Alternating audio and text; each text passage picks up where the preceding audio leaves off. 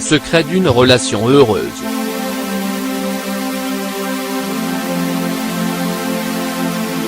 L'humanité n'est-elle pas surprenante? Il y a tant de gens pour qui la vie est une folle course contre la montre, qui sont prisonniers de leur routine, toujours occupés par mille choses et qui passent leur temps libre devant la télévision ou devant l'ordinateur. Connectés à Internet, ou alors toujours entourés de monde, au milieu du bruit et abrutis par l'alcool ou par les drogues. Dans ce tourbillon de diversion et de manque, on perd souvent le contact avec l'essentiel qui se trouve non pas à l'extérieur mais à l'intérieur de soi. Commencez par chercher en soi pour une relation heureuse.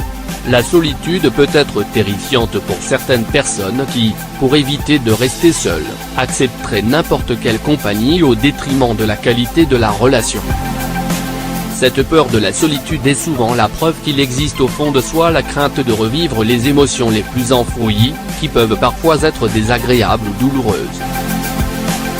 On préfère alors se distraire ou s'atourdir avec des choses qui viennent de l'extérieur. Mais si l'on n'est pas à l'écoute de ses émotions et si l'on ne tient pas compte de ses propres besoins affectifs, si l'on ne s'accepte pas tel que l'on est, avec ses faiblesses et ses points forts, il nous faudra toujours vivre cachés derrière un masque en nous efforçant de nous montrer différents de ce que nous sommes vraiment et en recherchant l'approbation des autres, une approbation que nous-mêmes refusons de nous octroyer. L'être humain ne vient pas au monde vide d'émotions tel un zombie. Les bébés ne décident pas de leurs émotions, ils les ressentent et les expriment tout simplement. Malheureusement, il arrive que durant le processus de socialisation, l'enfant soit ignoré, blessé, ridiculisé ou que l'on ait cherché à abuser de lui.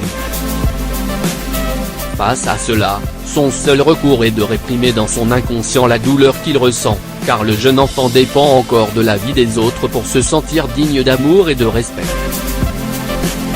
Mais en devenant adulte, il devient impératif pour lui de se responsabiliser de son état émotionnel et de soigner ses blessures en répondant aux attentes du petit enfant qui vit toujours en lui. Dans le cas contraire, il sera contraint de vivre en ressentant un vide intérieur qu'il essaiera en vain de combler par des relations superficielles ou fausses. Quand la coupe est pleine. Notre tâche primordiale est donc d'apprendre à connaître, à aimer et à valoriser ce que nous avons de plus précieux, notre essence. Tandis que nous apprenons à nous aimer nous-mêmes, notre désir de partager notre amour avec les autres grandit lui aussi, parce que l'amour véritable est d'un naturel expansif.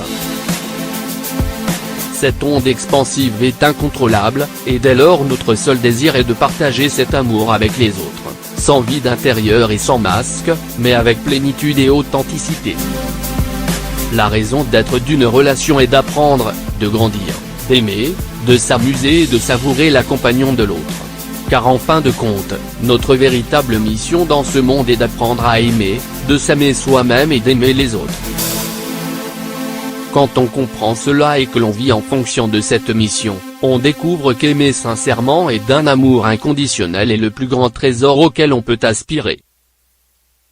Luxe, plaisir, réussite, possession ou richesse, rien de tout cela ne peut substituer la plénitude que peut donner un véritable et inconditionnel amour. Mais il faut d'abord s'aimer soi-même et s'accepter.